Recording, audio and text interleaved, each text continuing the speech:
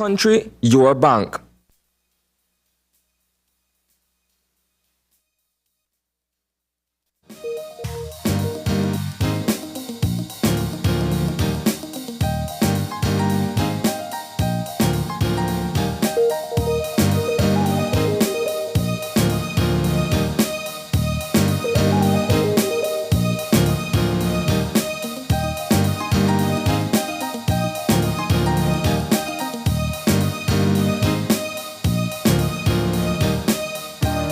Good morning and welcome to Open Your Eyes. Start your morning right. I'm April Martinez. And I am Sani Keretano. And good morning, Monday morning with a brand new logo and a brand new week. It should match the kind of invigoration that we have coming into the start of the work week. It is another week for us to be able to be productive. For us to be able to do the things we say we're going to do in order to achieve the goals that we have, right? Professional, personal, otherwise. Brand new week, brand new vibe. How was your weekend? Well, I spent a lot of time at home. I also spent a lot of time hanging out with my friends. I've learned that, you know, being at home and just relaxing kind of allows you to be able to reconvene with your inner self and, you know, put your thoughts into perspective and, you know, get stuff going. Get stuff done is what it is. I mean, if you are that type of person that has to do your laundry on the weekend and clean on a Saturday and try to relax on a Sunday, and the next thing you know, it's Monday again. But no, I asked about the weekends because as of lately, now that the regulations of COVID have been, you know, lifted, done away with, it's gone. There seems to be so many things happening almost every single weekend. I think every Friday, John and I sit here and we kind of give like that overview of what is happening Saturday and Sunday. And well, I can tell you what happened over the course of this weekend. I wasn't in attendance, but a lot of people, from my understanding, attended the Juve on Saturday night at the Marion Jones, right? And I am of the impression that that event was successful in terms of the turnout, and I don't hear anything that would suggest that there was any disturbance, so to speak. Right? That's so always I'm good assuming news. that it went well. Also, the weekend could not go by without talking about Lobster Fest in Placencia. And you know, it's been a while since we saw Lobster Fest in Placencia been done this big on this grandiose scale. There was so much activity happening. I couldn't keep up with the amount of stuff that was happening. So, but it looked like a lot of people went out. A lot of small businesses also showcased their talent. There was a lot of contests and, you know, cooking contests. I think it seemed that it was a big deal. It's summertime. That's true. And everybody wants to be out. Everybody wants to be able to enjoy the moment. It's 2 years since the pandemic. We're still kind of getting back to a sense of normalcy. I say that because I was driving around last night and I happened to pass on St. Thomas Street. And I know that there's a carnival mass band there that practices, well, based on a schedule, I presume. But they were out in full force last night. So my friend and I were thinking, well, do you think that the carnival this year will be big? He's like, it has to be big. It has because we haven't really had a carnival road march in 2 years. Right? So I think people are going to come out in full force this time around. Just for us to be able to feel like, you know, pre-pandemic time. And you know, there's a lot of, I mean, we'll talk about it some more in Eye on the News, but there's so much conversations about economy, about politics, about all of these things. And we often find ourselves trying to find that balance of work and affordability of life. But, you know, I always feel like if you are going to focus only on paying bills and dying, then you're not really living. And no, that's my opinion. You know, if you are only focused on working and going home and nothing else, what else is there? But what else is there to do? I'll say this briefly. In life, there are some rhythms that you get into. And those rhythms form a cycle, right? So that you go to school for the most part, you educate yourself, you get into the world of work, you start a family, you start to own certain assets and what have you, but everything moves in a cycle, right? Yeah. To be able to be employed, to be able to earn, you have to get on that proverbial hamster wheel. Right? Yeah, I know you can't get rid of it, and you're absolutely right. But I just wanted to touch on the happy about it, because I know that we often revert back to the conversation of, oh my goodness, how am I going to afford bread today? And some things are just good to enjoy at least once. You don't have to do all activities all year long, but just once in a while. I'll say this before we move on. I mean, for most of us who are gainfully employed and we're career oriented, we're heavily invested in what we do. Right. We don't really get vacation time. And I honestly can't recall the last time that I took a vacation that had me out of the country, for instance, or visiting other parts of the country that I may not have been as familiar with. Right. It's work, work, work. All the time. You take your days off on the weekend and it's back to work. In a case where, for instance, you're short on staff or people are out sick, you have to forego your vacation time. All of these adjustments you need to be able to make, right? And so, speaking for myself, it's been a while since I was able to take a vacation. I mean, even so, the reality is that even when you try to take a vacation, and this is speaking for myself, I try to take a vacation. After 2 days, you're bored? I need to learn to turn off my phone. Unless I don't have service, then that's a whole different issue. But if I don't turn off my phone, there will be an email that I need to reply to. There will be somebody that needs my help. There will be something that needs to get done. There'll be this document that needs to be reread. And by the time I notice, Saturday, Sunday done gone, and I don't get to enjoy anything. Yeah. So it's a very difficult balance when you know that in order for you to have a vacation, to afford a vacation, you need to work. But when will you get your vacation if you're always working? I've learned that since I don't really get the vacation that I want, my social life kind of balances things out. Okay, then you have a social life. I'm learning so many things about my colleagues here at Open Your Eyes. Gavin has a social life, and now Isani has a social life. This is great. But we have to have these kinds of conversations, because how else are we going to try to see how we reconstruct our lives for betterment, for happiness? Because I know we're only some people. I'm not gonna say us. Some people only work because they need to pay bills. They need to pay rent. They're not doing this job because they like it. They have to. Okay, so there's a difference between simply working to make ends meet and being invested in your vocation. Right. For someone like me, I love what I do. I think before I was born, I was probably destined to be a journalist. Right? Interesting. So I think this is prophecy fulfilled for me. Okay. And so when I come to work, I don't come to work and say, it's just another day and I need to try and make this money. I never think about it that way. I never think about, okay, I need to make $1 million.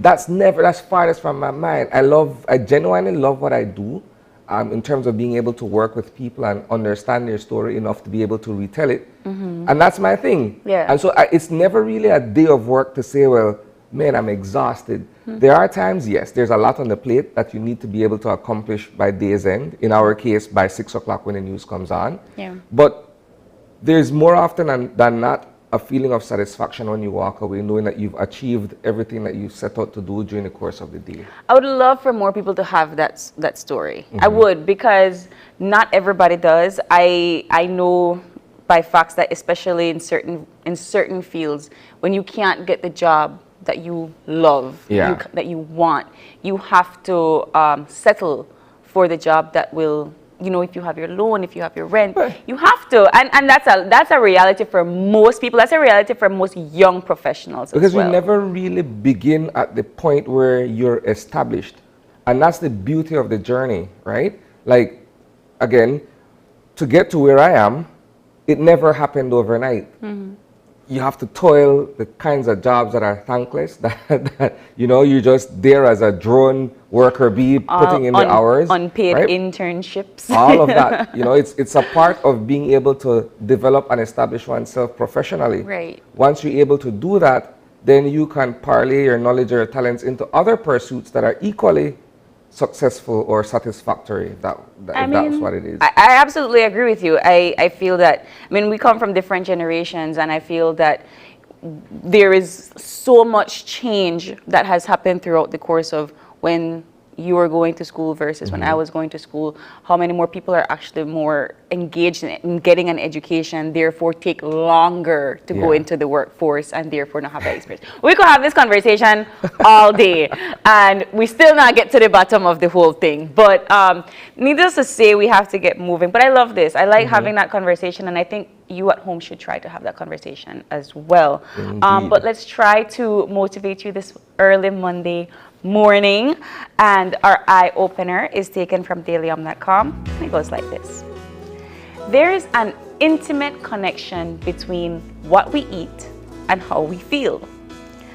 At its simplest, food is fuel. Though our preferences regarding taste and texture can vary widely, we all rely on the foods we eat for energy.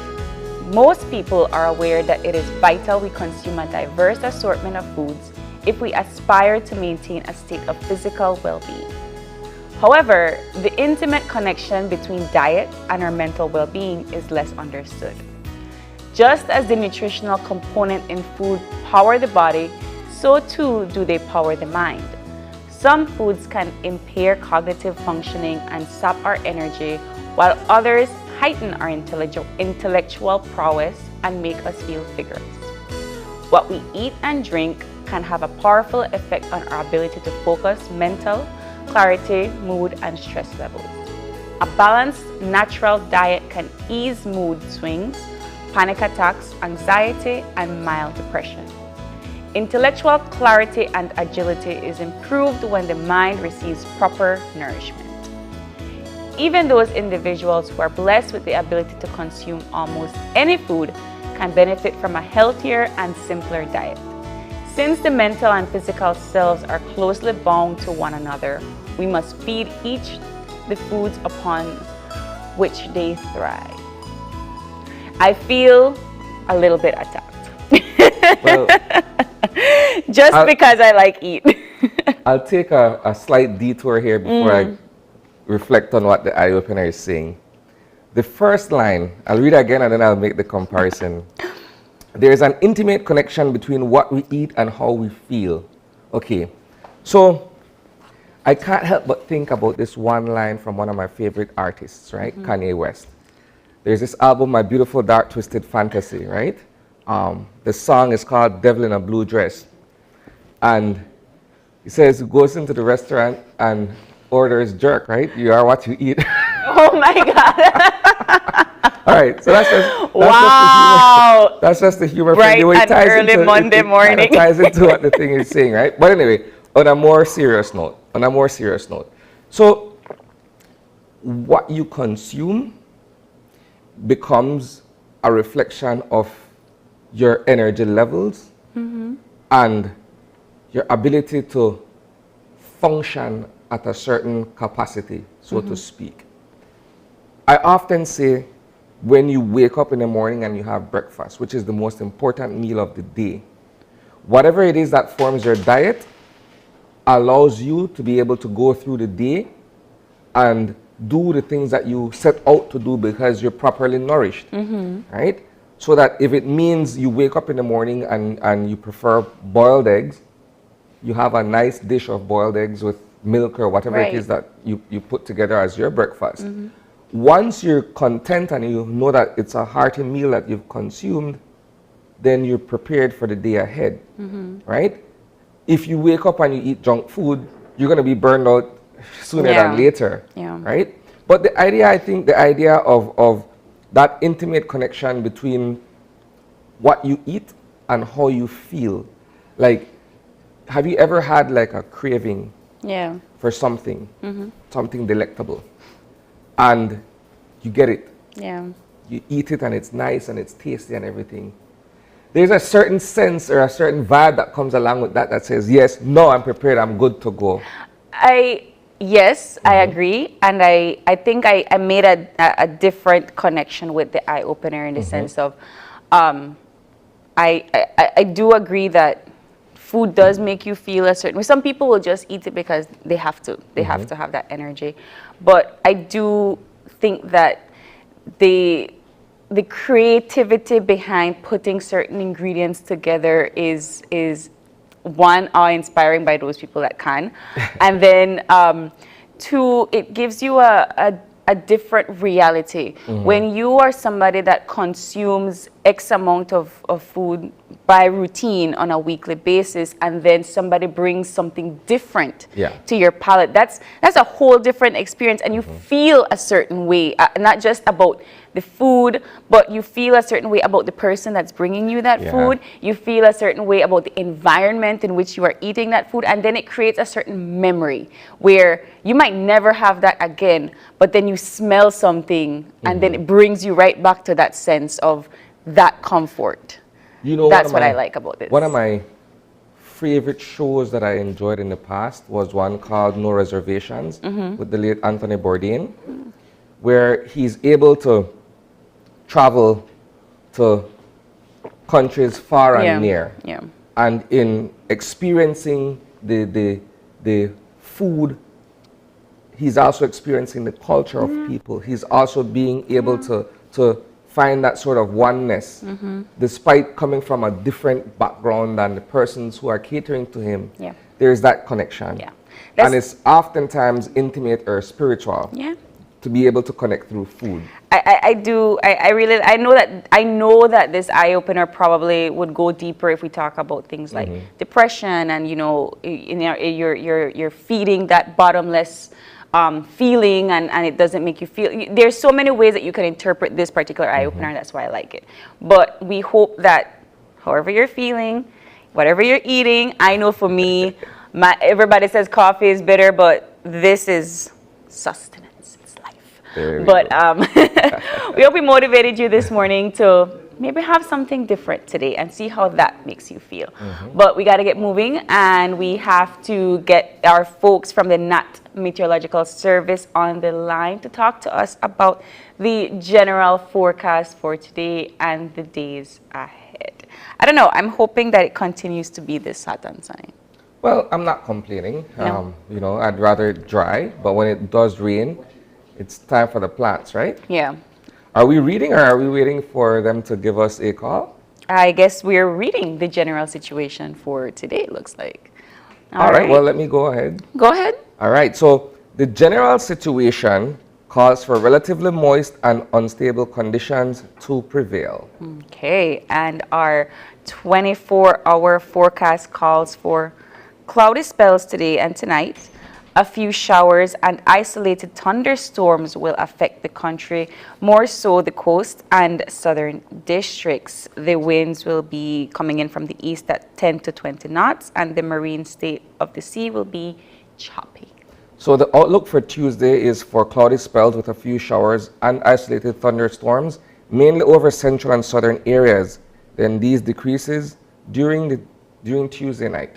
Okay, and our temperatures for today, our highs will be on the coast 86 degrees Fahrenheit, inland 90 degrees Fahrenheit, and in the hills 78 degrees Fahrenheit. Our lows for tonight, 81 degrees along the coast, 78 inland, and 68 degrees Fahrenheit in the hills. All right, and it doesn't seem that we have any tropical updates or watches or any of the sorts. So we're in the once clear. Again, we are in the clear for at least for today and tomorrow, at least for the next 48 hours, which is always good news.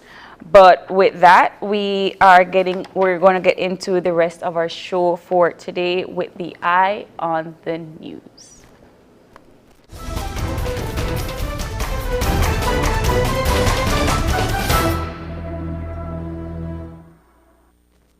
There was an extended sitting of the House of Representatives on Friday. You mean 7 hours? Well, it's come to be expected from this administration. I've never really attended or followed one where, it was business in and out. I could never right? sit through an entire one. It's always, you sit and you say, okay, maybe my next couple of hours, and then it's extended to 5, and then it's extended to 10. But it's always interesting. You have to listen, right? yes. It's always interesting because of the dynamic between the government and its opposition. And so Friday was no different. But I'm not here to talk about what took place, the banter. No, and all this is of that. Eye on the News after all. Par for the course that is what happens in the House. What I'm here to discuss is the fact that there's a $5 million price tag being attached to the upcoming cannabis referendum. And I can recall that on July 4th, when I interviewed the Minister of Home Affairs and New Growth Industries, he was making a comparison between the cost of the ICJ referendum under the previous administration several years ago versus what this government was prepared to spend for the cannabis referendum. And the figure that was quoted in that interview was $3 million for the ICJ referendum, which you would know the campaign leading up to the referendum was over a longer period of time. In this particular case, we're working within a 60-day time frame. Right. And we'll accept that up until today, there still has not been a writ of referendum to trigger the actual referendum, right? We're throwing around September 4th as the last possible day, if you have to follow religiously the 60-day period. So we're saying, okay, by September 4th, but we still haven't gotten that writ from the Governor General. 2 weeks or been so. 2 Mondays since, right? But what I'm getting at is, okay, so we were saying, look, well, we don't want this particular exercise to exceed $3 million in overall costs. But the government of the day has gone for $5 million. And earlier in the week, last week, I was able to speak with a high-level government official who quoted initially $2.8 million. And so there was a news item, I believe it was Thursday of last week, if I'm not mistaken, Wednesday or Thursday, where we were saying, okay, well, look, we were reliably informed that it would come in around 2.8. So now there's a $5 million figure that we're looking at instead. And, well, we're not questioning at this point whether the value against the time that the campaign will be launched will amount to $5 million. But there is the need for there to be proper accountability, right? So if there's a discrepancy between what was initially said versus what the actual figures are, no problem. Show us, Be transparent. Yes, show us how this process is broken down, who are being paid to carry out certain parts of it. We know that any campaign is costly because Radio when you look ads, at public TV awareness, ads, yes, when you look at public awareness campaigns, essentially they're communication campaigns where you're sending out a message, right? And so the government has its position that it will be able to share via messages to the public. And then the church has its own that it will launch, which would be somewhat of a counterpoint to what is being put out there by the government. Right. While we're not asking the churches to disclose, their breakdown, the fact that the government draws from the public purse, then they would need to be able to show us how that $5 million is being spent. I 100% agree, and I guess the one of the questions that we did have for Minister Musa when he was in studio was how they were going to go about doing their educational campaign. And it doesn't seem that they've already begun strategy because there hasn't actually been a pledge to have the referendum as yet. I do think that they might consider going in schools, which I do think, yes, it is a good idea, but also that is not your voting pool. Your voting pool is 18 and older. So I am curious to see how they're going to go from door to door doing their campaign, so to speak. And then that's just one part of how the monies will be spent. You also have your media plunge. You also have the transportation and fuel cost expenditures. You have to pay people on commission. You have to make sure that everybody has their receipts in and accounted for. If you have a venue that you're going to go and do, like what they did with the ICJ, they had several venues where they went in and, you know, displayed. They didn't always use the community centers. You know, how much is it going to cost to rent those? How much is it going to cost to seat those people? How much is it going to cost to rent tables and chairs? I just go to all the common spending that you would do when you throw a small event. And I know that when you throw a small event, that already comes down to like $5,000. If you are trying to be as organized and as courteous to the people that are coming to your event as possible. I don't know how the government spends on these events, which is also another conversation to have. And then where can we see those receipts? Well, here's the thing. If we're looking big picture, all of this ties into the function of the Joint Public Accounts Committee, which at some point would be able to review the expenditure for this kind of an event, right? And earlier in last week, we reported that a group of senators came together and wrote the chair of the JPAC asking for a meeting to be held because they haven't convened since earlier this year, right? And so the ideal situation would be for them to be able to meet every 2 months or so to go over some of the documents, the expenses of the previous administration, my understanding dating to 2013, right?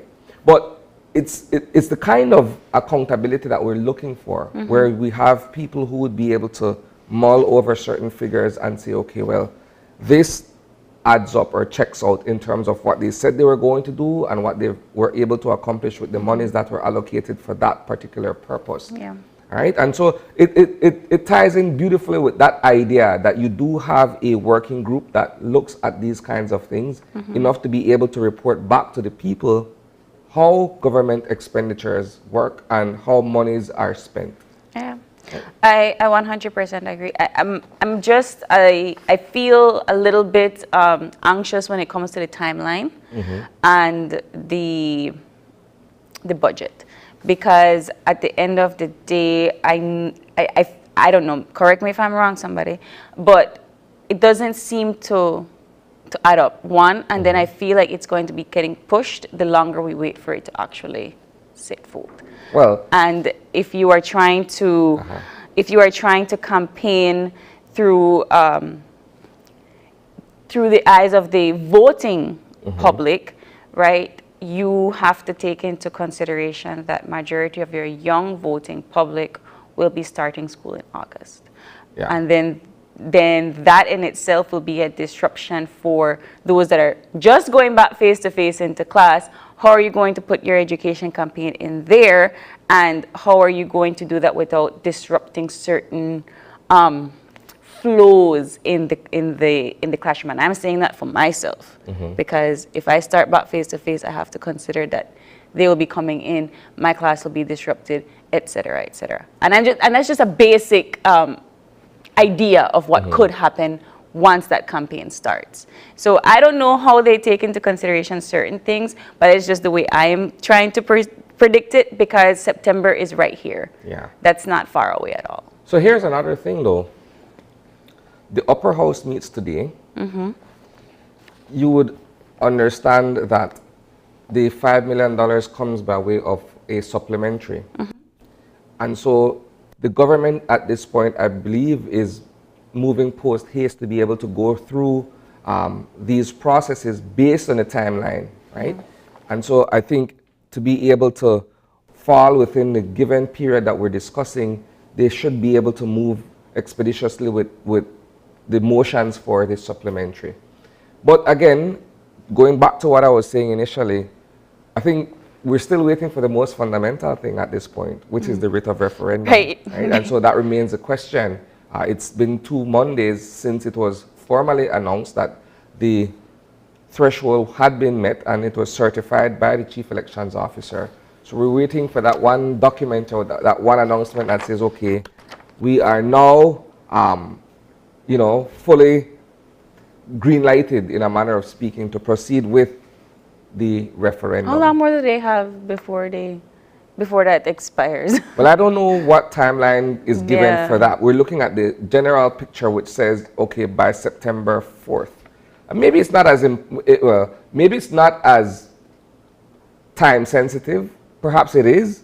We're yet to get to the bottom of how that actually works, and I think that warrants a question to be asked, what the delay is. Right. But that's the primary thing that I wanted to talk about today, because again, it's hard on the heels of Friday's House meeting and the fact that this was a part of the discussion that was being held.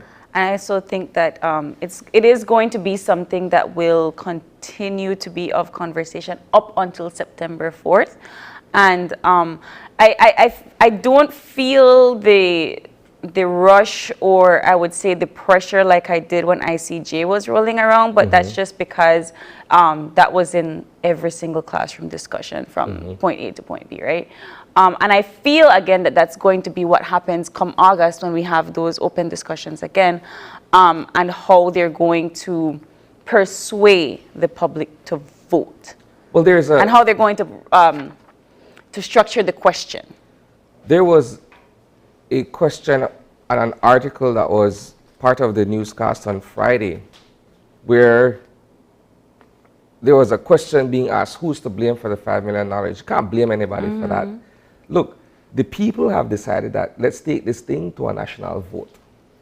So while it may not have been foreseen several months ago, the government has to respond to the will of the people. Right? And if we're saying, well, on a topic such as this, we have to get buy-in from everybody to see what the actual decision will be, then whatever monies that are attached to that to get the process done, well, it is monies that comes from the public purse that we ultimately have to pay. But that's a decision that we have collectively made. But you can't blame. That's very true. But then also, I think that when it comes to decisions like these, right? Whenever we hear about the people's vote and what the people want, seldomly do we get told the people have to pay for it. Well, and that's not a conversation we usually have. That is not something that we usually talk about. When we talked about the ICJ, nobody was really talking about where the monies was coming from. Nobody said, well, Guatemala has to pay. Yeah. I agree, but I'm trying to say it's a course that we've decided that we'll take. Yes. And we foot the bill. But do you think that the average Belizean would have said yes if they knew it was coming out of their tax dollar?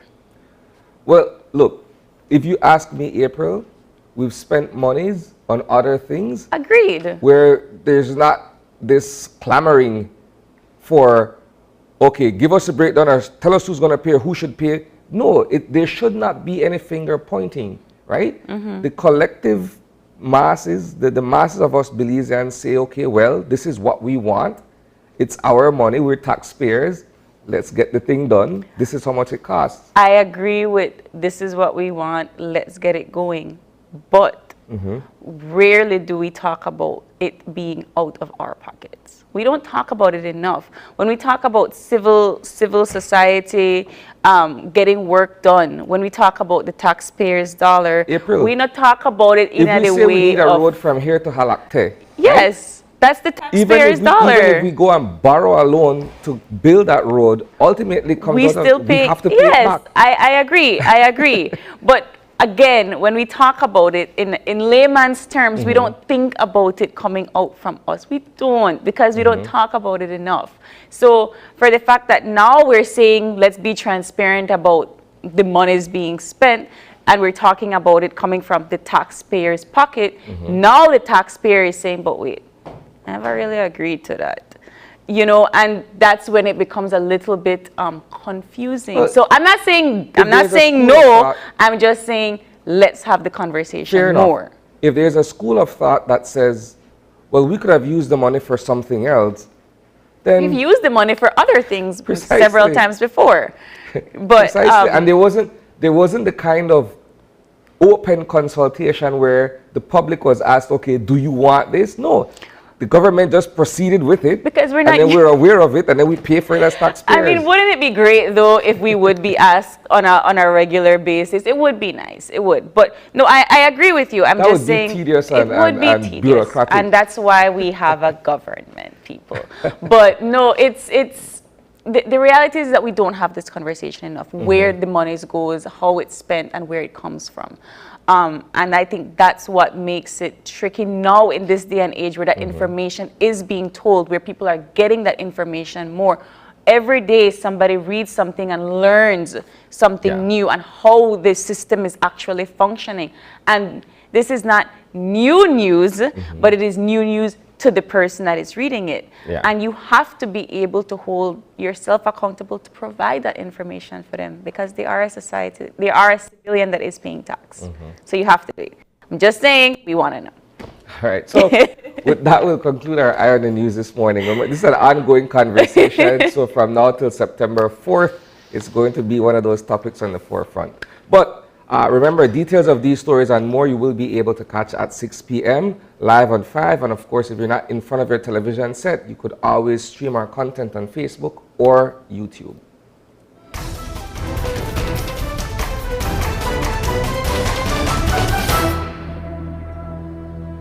And with that, we proceed to the rest of the show for this lovely Monday morning. I like that conversation. I feel like we could have continued on. We could have had a whole show on that.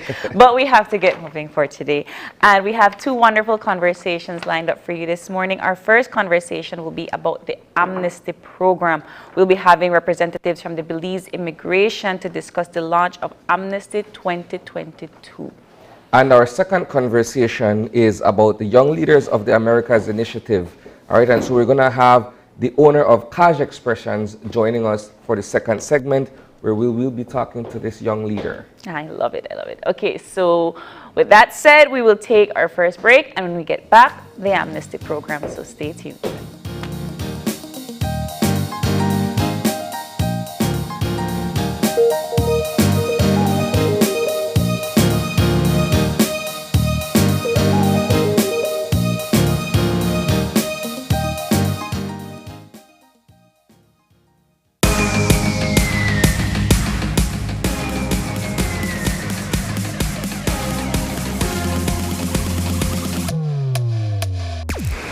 Download the SmartStream app on the Android Play Store and create your account to get access to movies and stream at home or on the go. Prepaid customers can purchase regular data packages or get a discounted rate on a special SmartStream package by dialing 7737. Postpaid customers will be billed monthly. Never miss a movie again with SmartStream.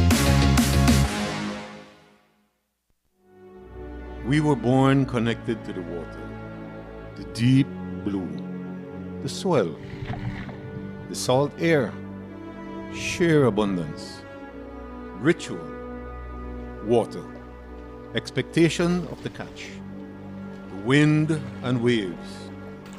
What lay beneath filled our bellies, sustained our communities. But song fell to a whisper. Her rituals were lost. Communities changed. But now, that song beckons us back to the sea. The generations that came before, and for the generations still to come. Thriving, abundant sea is possible. Rebuilding fish populations can be our legacy.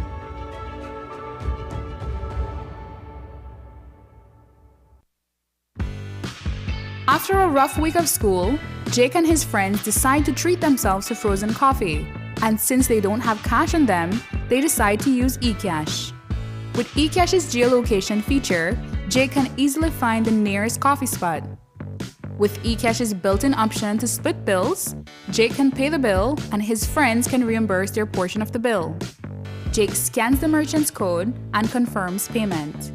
Jake then views his transaction history and taps on the transaction recently made, then taps the Split the Bill button where he selects the Evenly option to evenly split the bill. The application splits the bill automatically. His friends receive and accept the request. Geolocation and splitting the bill via eCash makes Jake enjoy his digital lifestyle. I am proud to be a Belizean.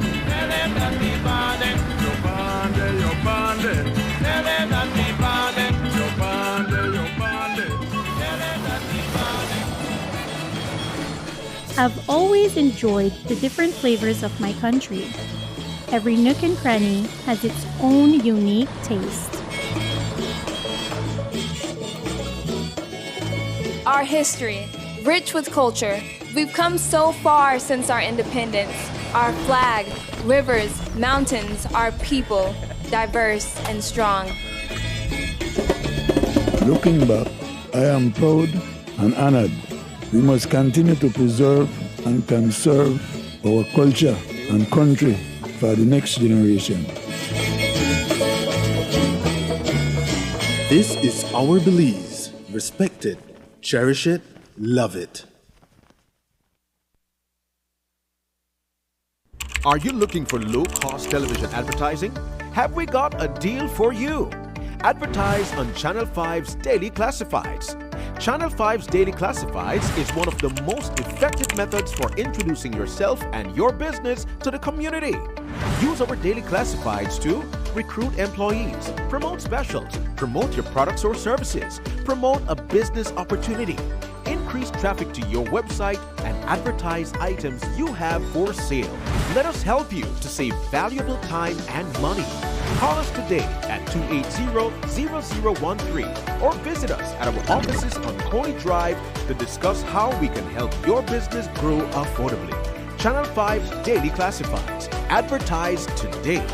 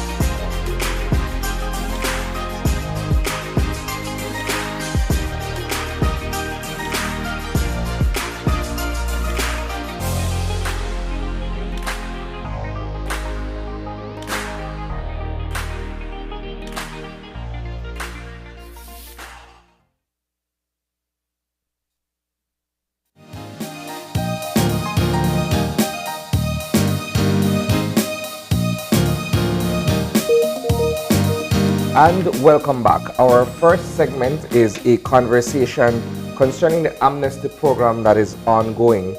We have with us in studio this morning the Chief Executive Officer of the Immigration Department, Dr. Gilroy Middleton. Good morning. Good morning. On his right is the Project Manager for the Belize Amnesty Program, Horace Guzman. Good morning. Good morning. Thanks for having us. And on the CEO's left is the Director of the Nationality and Passport Department, Mario Arzu. Good morning. Good morning. Gentlemen. Good morning. For the purpose of being able to get a proper understanding of what the Amnesty program is, can you guys begin by giving us a description of this initiative and who the intended beneficiaries are, so to speak. Perhaps we could start with you, CEO. All right, in terms of the Amnesty program, we're looking at irregular migrants in the country. We're also looking at refugees, asylum seekers in the country, and we're looking at children that grew up in the human services system that were left by either trafficking or by any of the caravans passing by. So the basic premise is, how do we get all these people legalized, to have a legal status, bring them out of the gray black economy into the actual economy so they can contribute with all of us to work towards the economic development of Belize. And in terms of who it applies to, it would apply to every single irregular migrant in Belize, so every nationality. So we're looking at perhaps persons from Central America, persons from, for instance, the Caribbean islands who have come to Belize, perhaps who are here unlawfully over a period of time, who want to regularize their status in a manner of speaking. Yes. So the idea is that bringing everybody together to work towards what we're trying to achieve here in Belize. So most of these migrants that we're discussing either have refugee status or they're asylum seekers. How do you move them from that status to becoming a national of Belize? Well, let me rephrase that. Yes. Not refugee status, asylum seeker status. Okay. What happened, we have... what is the difference? The difference is asylum seekers, you're in the process. We currently have 133 recognized refugees. Okay. So what we have is a situation where there are some 4,000 asylum seekers that are in the process but were never processed over the last few years.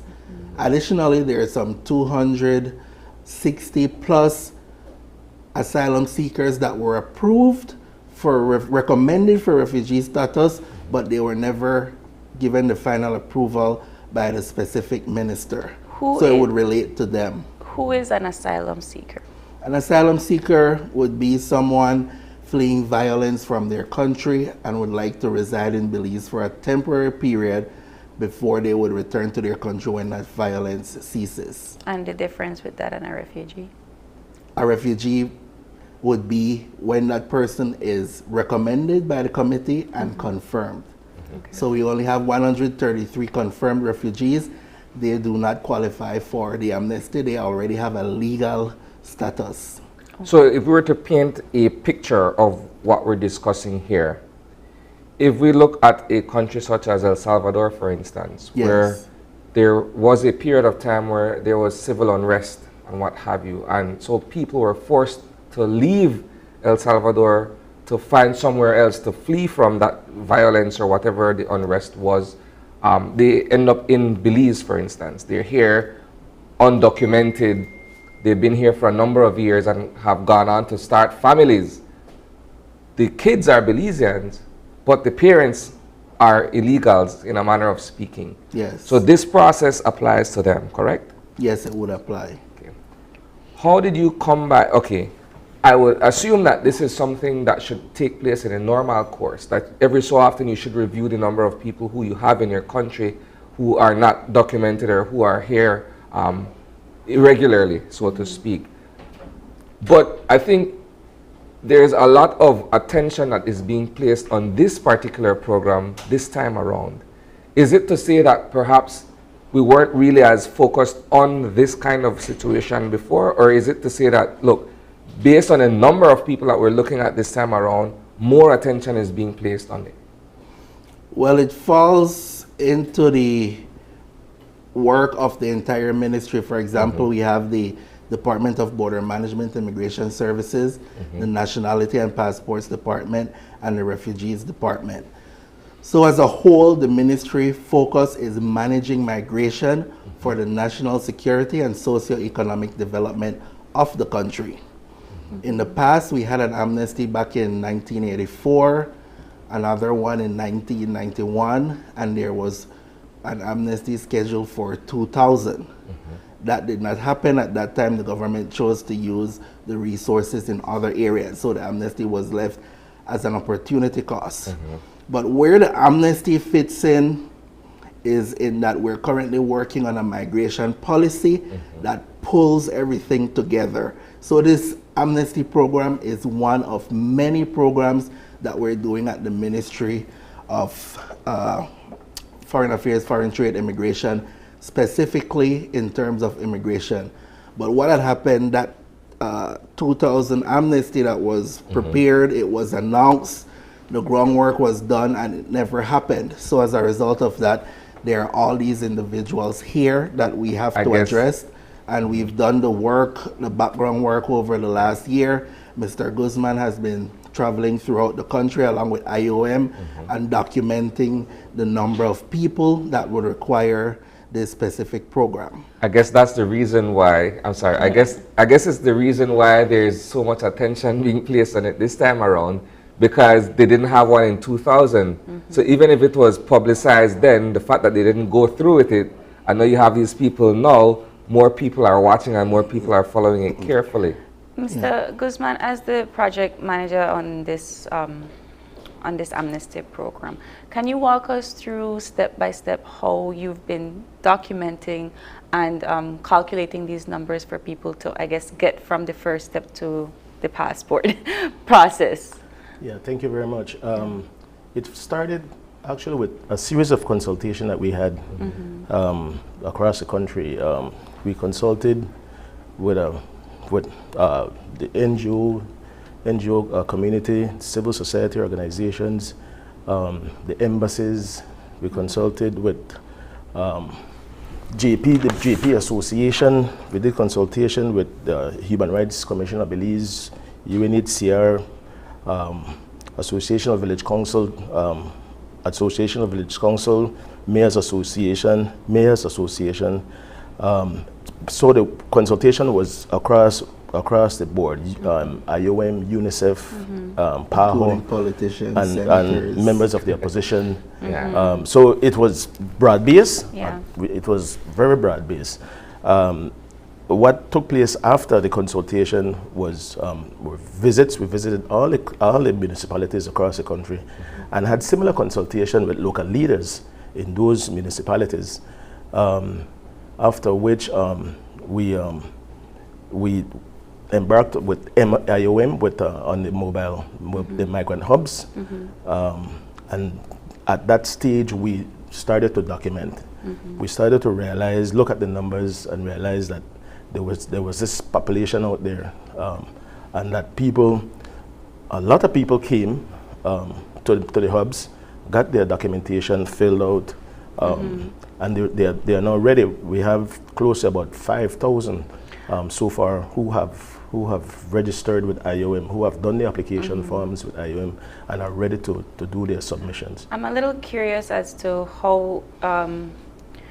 how careful this process was, and the only reason I ask that is because, you know, when an undocumented person resides in a country, they're often afraid that you will send them back. They're afraid that, you know, they're running away from something and they don't want to be taken back to that state.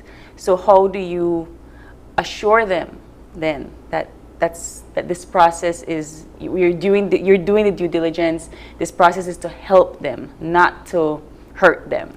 Yes, very good question, and that's the reason why we did the consultation, because when we spoke to the Mayors Association and the Village Council Association, all those local leaders, they were the ones who went back into their communities and to speak with the people, assuring them that the process was a genuine process, legitimate process, and that they should take advantage of the opportunity.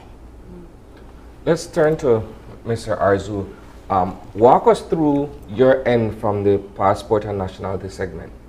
Okay, what we are responsible for, of course, is the technical aspect of providing what is the end result of this entire process, which is permanent residence. We must make this abundantly clear that what we are providing for the qualified applicants is a permit to reside permanently in Belize. It's not citizenship. We have to make that distinction. Because that's one of the misconceptions that Belizeans have out there, that, you know what, we're giving away citizenship to people. That's not the truth.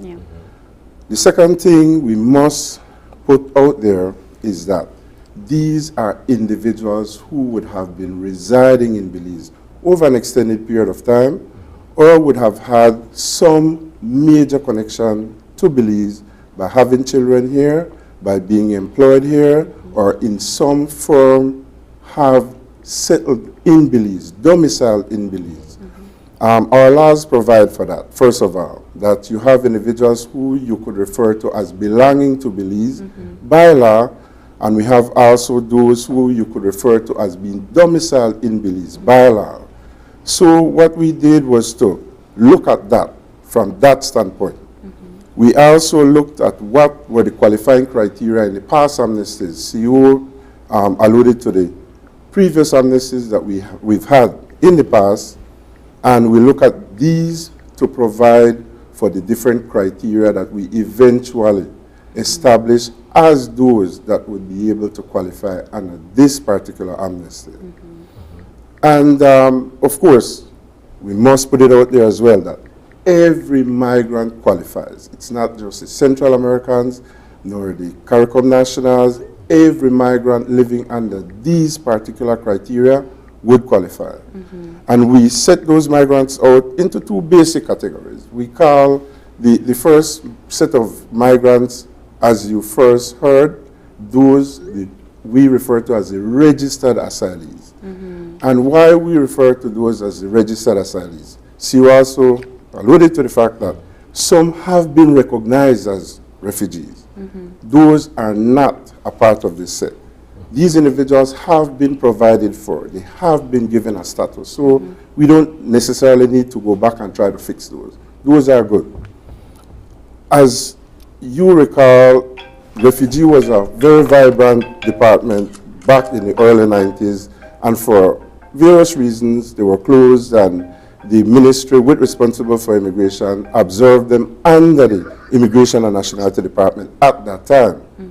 But we were not necessarily addressing these migrants that were still coming. Of course, as a result of the generalized violence in the Northern Triangle, you know that migrants kept flowing out for whatever reasons. Some remain in Belize, some jump in the caravan and go north. These individuals remained here over that extended period of time.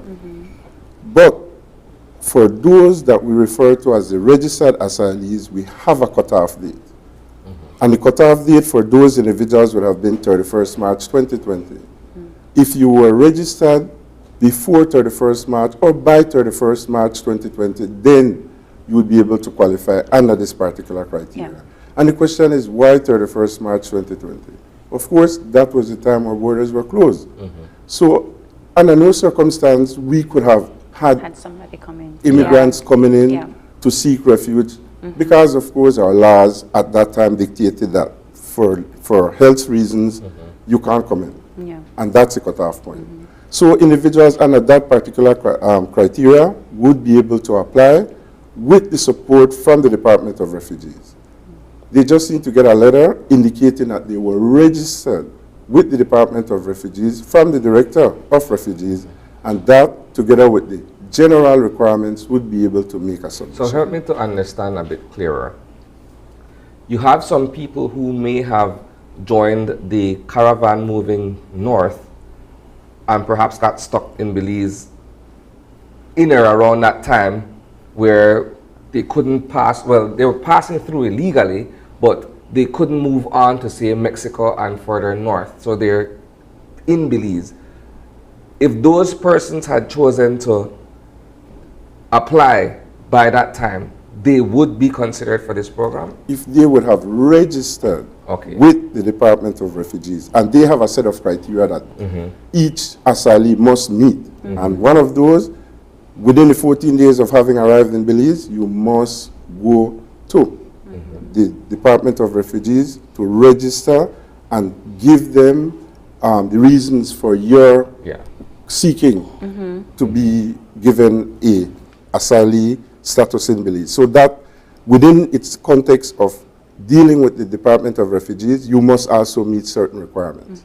So in that sense, yes, if you are running away, being prosecuted for whatever reason, you come in before 31st March, you register, you then can be considered as one of those that would qualify under that particular criteria. Okay. The vetting process, because I understand that the Belize Police Department is also involved in part of this process. So the people fill their application form, they go through the necessary paperwork, and it's submitted. From your end, it moves over to the police department that are going to do the background check and all the due diligence as to whether or not these people are fit to remain here. They probably look at their past, make sure that there are no criminal records from their country of origin, and that sort of stuff. I think one of the concerns when we look at the Central American situation is the fact that if we look at places such as El Salvador and Honduras, you have some people who are fleeing from violence in those respective countries, but there are also people who we figure are here because they too may have been involved in that. Like if you look at the gang situation in El Salvador, for instance, how do we look at a process where we're vetting to ensure that we don't accept people who are running away from their criminal past in their home country? Okay, we have a vetting process that not only deals with the domestic clearance, we also look at the international, well, through the Interpol. The police has their own system how they do this. They have the GSEF that is the body that looks at any criminal activity that may have happened in the region, and that information comes primarily from El Salvador. So within the police, which is a special branch we're talking about, their structure has where they can not only get the information from a domestic standpoint, but they also look at the international security clearance for each individual. But again, we also, that's only one criteria that we're looking at, Sonny. We're looking here at 7 other criteria, and these more involve individuals who have been living here, those from at least as far back as December 2016. That's another category. Individuals who have been living here for 5 years or more also will be able to qualify. So if these individuals are here 5 years or more, we would suspect that they would have already fit into our system, be functioning within our system, and the police at some point in time will definitely look at their backgrounds nevertheless. So whether you just entered or whether you're here of an extended period of time, it matters not. They will give the information that they have in those databases for your criminal background. And again, I must say this from the inception now. We have within the laws, again, this will be debated today in the Senate, I believe, that if you have been involved in any criminal activity for which you have been convicted for 12 months or more and not be granted a pardon, you will not be able to qualify. Okay. So that's already embedded in law. And the background checks that the security forces will do will provide us with that information. So if you're here under those conditions, you definitely will not be able to qualify. What happens to the individual? Well, I guess 2 questions. How long does this process take? By your prediction, how long will that process take? And what happens to the individual during that time?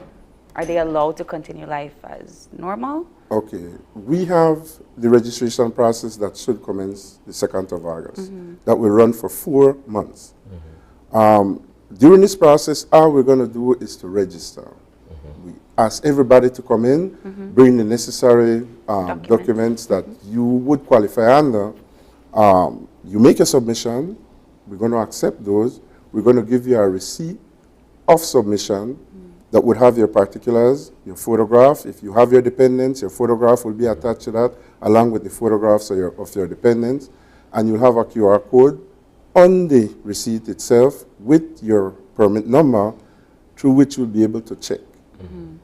Anybody you meet on the street, security forces, they can take their phones and check on that QR code where your application is at the particular time.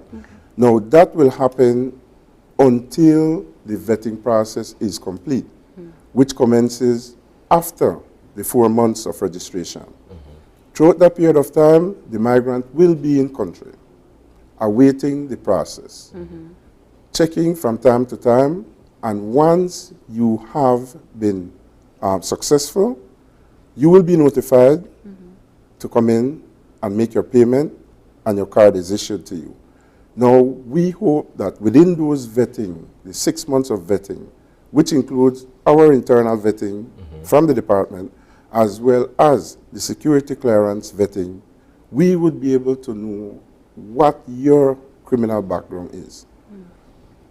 And of course, thereafter, the process, it is being said, and it's nothing that we're hiding, that once this registration and the vetting process comes to an end, we will start to remove individuals who refuse. There will be a repatriation process as well. For those those who did not apply, we're going to start to address those issues through the Border Management and Immigration Services.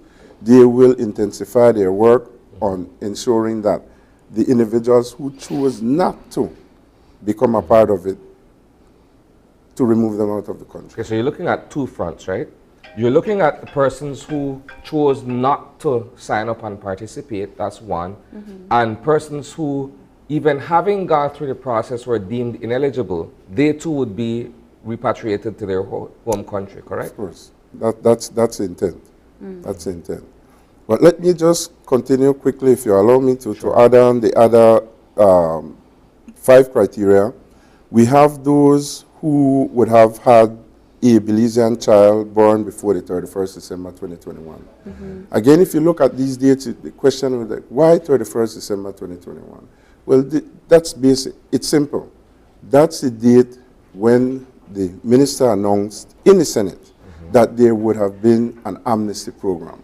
Now, we can't allow individuals to keep running into the country just to have their children and to be able to qualify under this criteria. So we had to put a time attached to that. So that is the reason for the 31st December 2021. We have those who attended primary and secondary education in Belize. You know quite as well that you may know some of these people yourselves, that they went to school with you and they have been living here over an extended period of time, and you wouldn't even know that they are not Belizeans because you grew up with them, and they themselves remain in that fashion, being unable to get a social security card, being unable to engage in any legal activity because of their immigration status. We look at these and encourage them to just go back to your school or institution that you studied. Get a supporting letter from them. If you did not complete primary or secondary, that does not hinder you from making an application. We had a conversation with the Ministry of Education on Friday, explaining to them basically what it is that we need from them in support of these applicants. And the CEO and the Chief Education Officer were very supportive, I must add, and they sought ways in which to be able to make it as simple and as easy for these migrants to be able to access those letters, as well as the records that they may have, in order for them to make a submission under this particular criteria. We also have those who are married to Belizean. Well, these are the easier ones. You're married to a Belizean for a year. It's almost automatic. Automatic, because we know that that is also an avenue, that's a precursor to apply for citizenship. But because we understand that there is a moratorium primarily on Guatemalans, that they cannot apply for citizenship under no condition. Those that are married to Belizean, instead of just being here under irregular means, they can use this opportunity to get their permanent residence until the ICJ matter is resolved.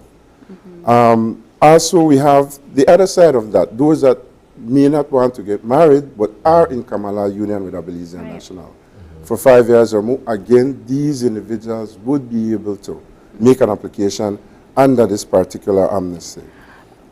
We have a very small but very, very important population, and those are the individuals that may have been under the care of the Ministry of Human Development, primarily those in children's home, those who are considered or have been under care as victims of trafficking, those who may have been abandoned, as CEO alluded to earlier, and are there growing up, but there are also those who may have been in the system, got to the age of 18, because they don't keep you in the system when you become an adult. But these individuals are still out there. They're still seeking ways in which to regularize themselves and are unable to function within legal terms because they have not had that opportunity. This is a perfect opportunity for them, and they can go back to the institution in which they were, and they would be addressed by the director with responsibility. Let's stick up in there for a second. I want to go to Mr. Guzman, who's been canvassing the country, dealing with these situations. You look at certain communities. First one that comes to my mind is like Bella Vista, for instance, where you have this concentration of people who, for all intents and purposes, are immigrants to Belize. How do you look at that in the context of some of them not being documented and some of them being legitimate Belizeans? You do have this intermingling, for instance, of people who are legal and who are illegal, and then they have kids. You look at this huge community. How do you put that into some kind of perspective? Very good question. As you said, Bella Vista has a high concentration of migrants. What we look for, particularly in when we were in the hubs, we did not go to Bella Vista. The hub we went to Hulancho in PG. But we looked at persons that visited the centers and met either of the 8 criteria, and we assisted them. But really and truly, it's in my role as the project manager is really to look at the people, deal with the people, or assist the people who came to the hub, who visited the hub, and get them ready, Amnesty ready. Once they brought the documentation, the required documentation the criteria calls for, then the process begins. The process of documenting begins. IOM had when they at the end of the process, and they said they submitted to us the report of persons who visited the centers. It was primarily the information was good information because they broke down the information into gender, male, female, nationality, the categories under which you applied, persons applied, the ages. I mean, it was broken down into all the categories, into all the categories, and we were able to, as a team, look at it and determine that, you know what, these were the heaviest concentration of migrants in the various communities. And we found out that at present the highest concentration is in the Cayo district, followed by the south. Okay, stick up in there. Okay, I was about to ask, because you're looking at the citrus and banana industries, where you do have laborers who come in on a seasonal basis to assist, but you wouldn't, I would think that you come here to work, but you might find someone and you end up living with that person, you have kids, so you're back in that same scenario. Right? How do you factor that in? If you came as a seasonal worker and you decided that you will stay, and you continuously get your work permits on a yearly basis, then you would have been domiciled in Belize after a number of years. And if again you have children, then you know it's assumed that you want to take Belize as your country. You want to live here in Belize, and so once persons came to the centers with under those conditions, We look at the passports. We determine. We look at the passport. We realize that you came in. You had a couple of work permits, 5, 6 work permits continuously every year. Every year you get your work permit, and then you have your children. You have a birth certificate to your kids, and then you've been living with a Kamala, a Belizean Kamala for X amount of years. You qualify under 3 categories. For all intents and purpose. What happens to the individual go ahead, sorry. But only one category we will use for you to apply. And the easiest category in that case would be that you have a Belizean child. Okay. What happens to the individual that let's say that situation happened, right? And right before the lockdown, their passport expired or something to that effect. What happens to that individual? Does their documentation still apply when they're registering? You need not have a valid passport to apply. Okay. The documentation that we will accept is a passport, valid or expired, or your birth certificate and a photo ID, a cedula in this case.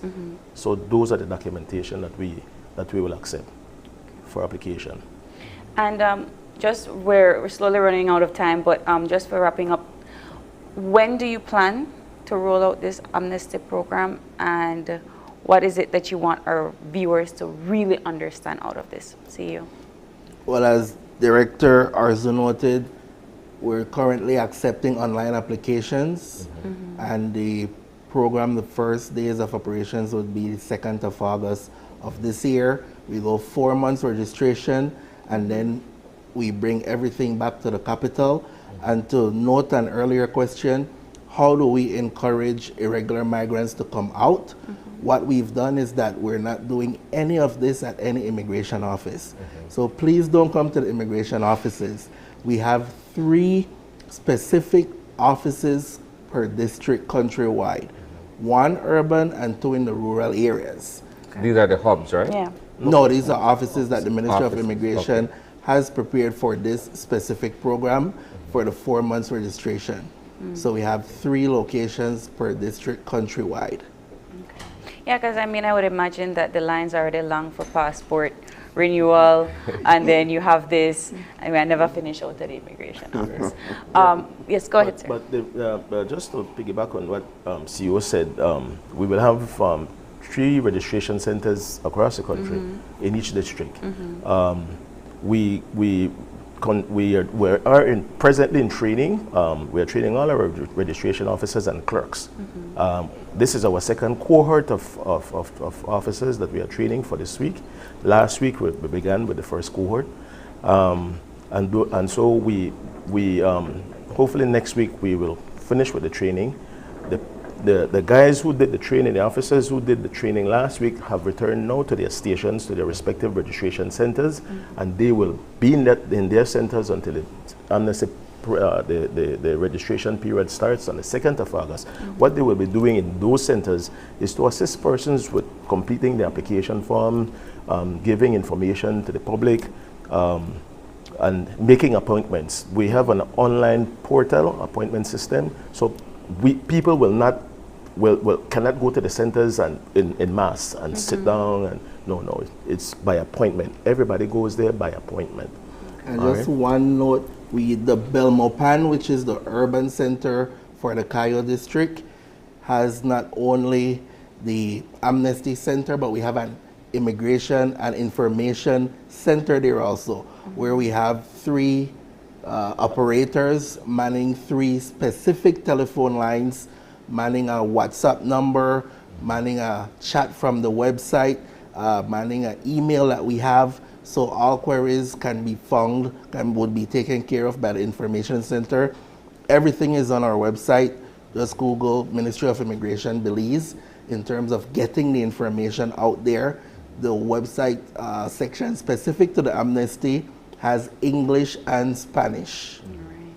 Perfect. Well, thank you, gentlemen, so much for coming in. And I guess as the date comes closer, we'll be hearing more about the program. But again, go to the website. You'll get all the information. Thank you, gentlemen, for coming in. And with that, we're going to take our next break. And then when we get back, we'll have our second conversation lined up for you all. So stay tuned.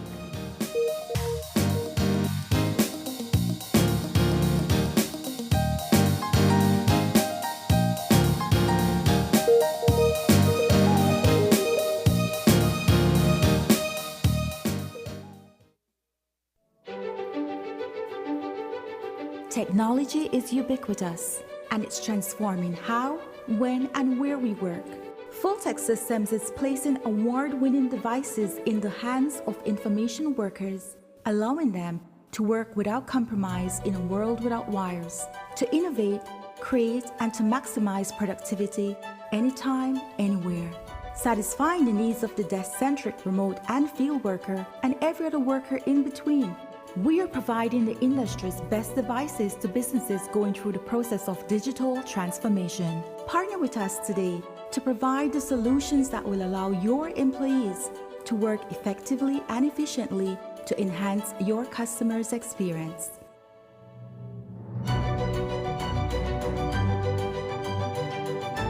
Full-Tech Systems, your technology center, where you'll come for the price, but stay for the service.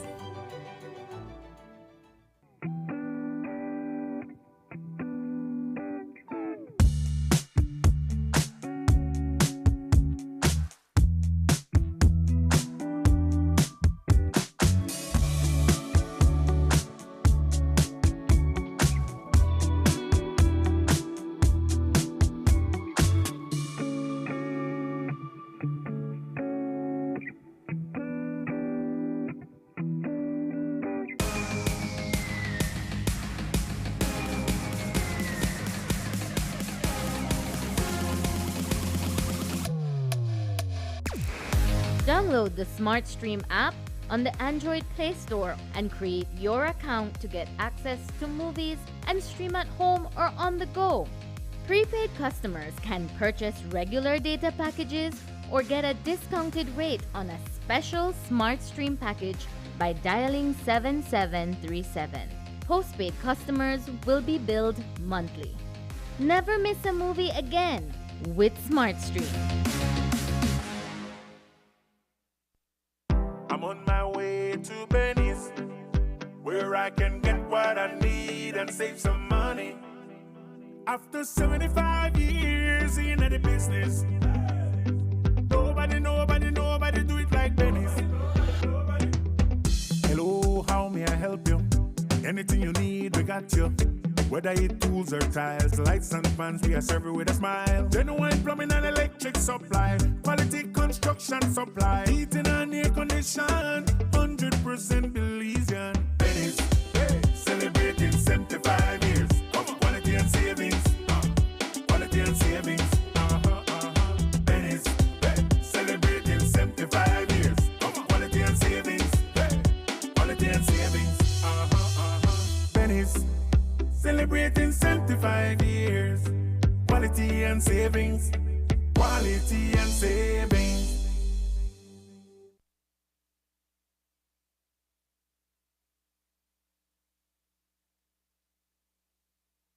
Are you looking for low-cost television advertising? Have we got a deal for you? Advertise on Channel 5's Daily Classifieds. Channel 5's Daily Classifieds is one of the most effective methods for introducing yourself and your business to the community. Use our Daily Classifieds to recruit employees, promote specials, promote your products or services, promote a business opportunity, increase traffic to your website, and advertise items you have for sale. Let us help you to save valuable time and money. Call us today at 280-0013 or visit us at our offices on Coney Drive to discuss how we can help your business grow affordably. Channel 5's Daily Classifieds. Advertise today.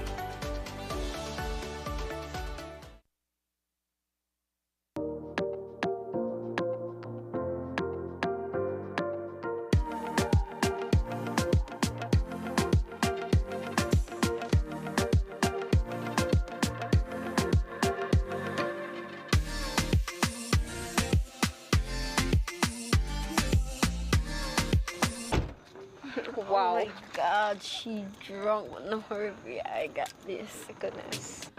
Oh my gosh, it's the artist. Being the hardest. The artist. But you had way more than 2 drinks tonight, love, which is a legal limit to drive. What about you? Can you drive? Well, I was drinking soft drink all night, so I can drive her home. Thanks, Bree.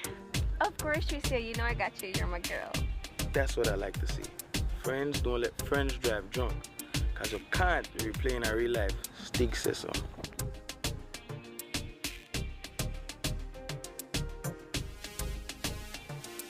Can't replay in a real life.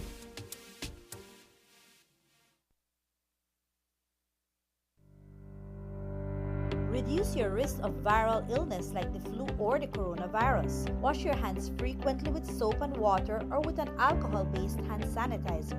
Cover your nose and mouth when coughing or sneezing with a tissue. Throw away, then wash hands immediately. Avoid close contact with anyone who has the cold or flu-like symptoms. If you become ill, please visit your doctor or nearest health center and share your travel history. A health and wellness message from your Ministry of Health.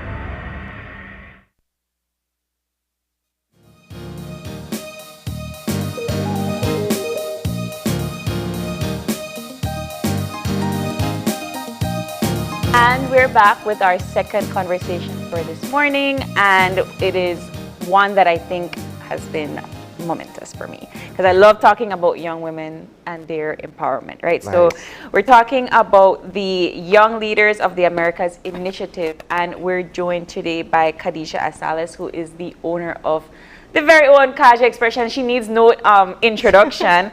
And Shadell Young, who is the Public Engagement Assistant at the U.S. Embassy. Good morning, ladies. Good morning. How are you? Doing fantastic. Great. Thank you for having us. Excited. Okay, good. So first, let's start, I guess, with you, Shadell. What is the Young Leaders of the Americas Initiative? So the Young Leaders of the Americas Initiative, or YLIFE for short, is a Department of State exchange program that was launched in 2015 to empower entrepreneurs and innovative leaders with the training, tools, and resources and networking opportunities to strengthen their business skills and to strengthen their businesses really, and to be able to effectively contribute to the economic and social development within their communities. And so yearly, YLI offers the opportunity for entrepreneurs to travel to the United States for a 4 to 5 week exchange where they collaborate with a host organization in the field of their particular expertise. And I'm sure that Khadija will be able to tell us more about her particular experience. But this year, the YLI Fellows were selected from a competitive pool of over 2,000 applicants, and of that number, 4 of those individuals were selected from Belize. And so following their individual placement in the US, in their respective US cities, all the fellows convene in Washington, D.C. for a closing forum. And one of the highlights of the closing forum is a solution pitch competition where throughout their fellowship, they have the opportunity to develop a solution pitch to share the story of their businesses to potential investors and to propose strategies to expand their businesses. Our very own Khadija Asales won that competition and was named the 2022 YLI Ambassador. Before we go to Khadija, my immediate follow-up question has to do with how easy or how difficult is it to get Belize in this? You're saying it's very competitive, over 2,000 people. It kind of reminds me of IVLP, for instance, where you have a pool of reporters, but in this case, a pool of young leaders and entrepreneurs who you're trying to get Belize as part of the participants for that particular cohort. How difficult or easy is that? Well, actually, Belize is offered 4 slots every year. Okay. And so it's a given that we're going to get 4 slots.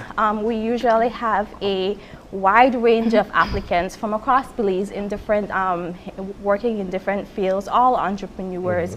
And so we go through a selection process, and the embassy interviews the semi-finalists, and then we make recommendations for those persons to participate in the program to the YLI organizers. How long has this initiative been going on? So from 2015. 2015. I only ask because I mean, I follow the U.S. Embassy page and so forth, and I mean, congratulations once again, Khadija. Thank you. I just, it's not something that I see being widespread in terms of information and so forth on a yearly basis. So you said there's always 4 slots for Belizeans. That's right. Can you talk about the previous years? Yeah, absolutely. So we've actually already selected the next cohort of fellows, and so they will be participating, I believe, early next year.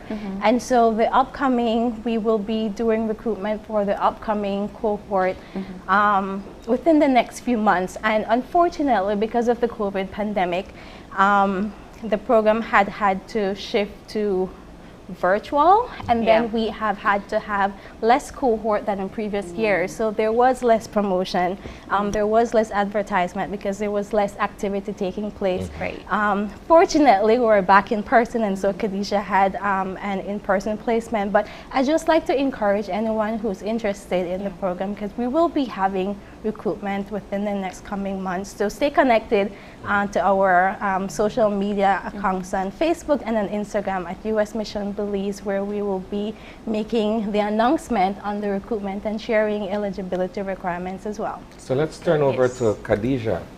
Let's begin by talking about the experience for you. I gather it may have been an eye-opening one in terms of being able to converse and learn from other young leaders such as yourself. Absolutely. I think that it was an amazing experience. So I did my program in Burlington, Vermont. That city in itself had like the most artistic vibe. Everybody was so nice and open, so I definitely felt very welcome there. I got matched with an organization called Generator. I felt like it was the perfect match. So that was a maker space. I'd never experienced anything like that. It was a space where there was a jewelry studio, there was a wood workshop, there was like a laser printing workshop. So through Generator, I was able to increase my jewelry making skills. I learned to solder, and then I also learned some very important policies and procedures that we needed in our business to strengthen. Right. It was a 4 to 5 week workshop, right? And it was a competition as well. How did you maneuver those skills into the competition? How did you able to garner what you learned and put it into practice? Sure. So first of all, working at Generator, that was like 9 to 5 basically. So I was working there, I was learning policies and procedures, I was learning jewelry making, I was meeting all the other artists that were there. So that was an eye-opening experience. But the entire time that I was there, I had been practicing my pitch. So I didn't just like step up there and I didn't just do my pitch and won. I had put so much work into practicing for that. Tell us about your pitch. So it was it wasn't the typical pitch. So it was a solution pitch. So basically you had to talk about your business, you had to talk about like what your business challenge is, and then a solution for your business challenge. It was perfect because, you know, I've had my business 10 years and we're at the point where we're growing a lot, we're having a lot of growing pains. So it was a perfect opportunity for me to present that and talk about the solution that I learned through Generator. Can I ask about your solutions? Sure. Yeah. The solution, we were having operation challenges, so that was the challenge. And my solution for those challenges was to basically hire an operations manager. But before that, it was a matter of asking myself, instead of asking myself like what I can do to solve my problems, it's like, redirecting that and asking like, who are the right people with passion to help me solve my problem.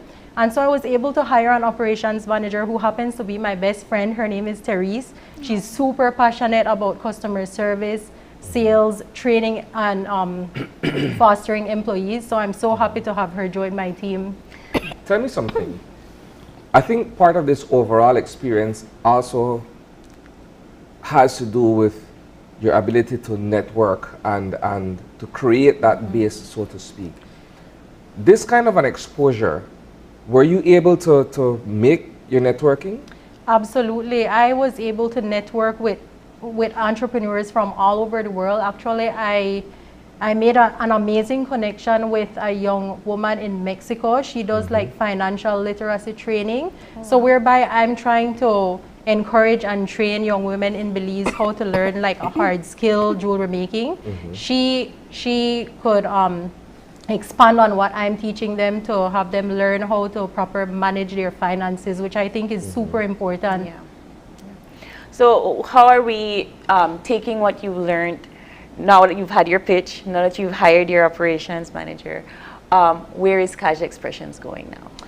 We are definitely going to be expanding our network and expanding the amount of women that we work with. So right now we have 6 ladies on our team, and one of my missions has always been to be able to train more women. Like I want to be able to do more. I want to go to the villages that to reach the women that might not necessarily be able to reach us or maybe not have access to social media. So we're definitely going to expand on the amount of women that we're working with and helping to empower. I want to take a step back and I want to dive into your history just a little bit. You said you started 10 years ago.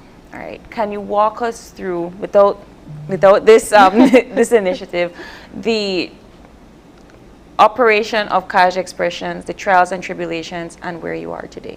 Sure. So I think it was probably a little bit over 10 years ago that I started, but I started my business like literally from scratch. I started out not having any kind of formal business education. I had no savings at all. I also had 2 like tiny babies, you know. So a lot of people look at Cash Expressions now and they're like, oh my gosh, you're so big, but it definitely didn't start like that.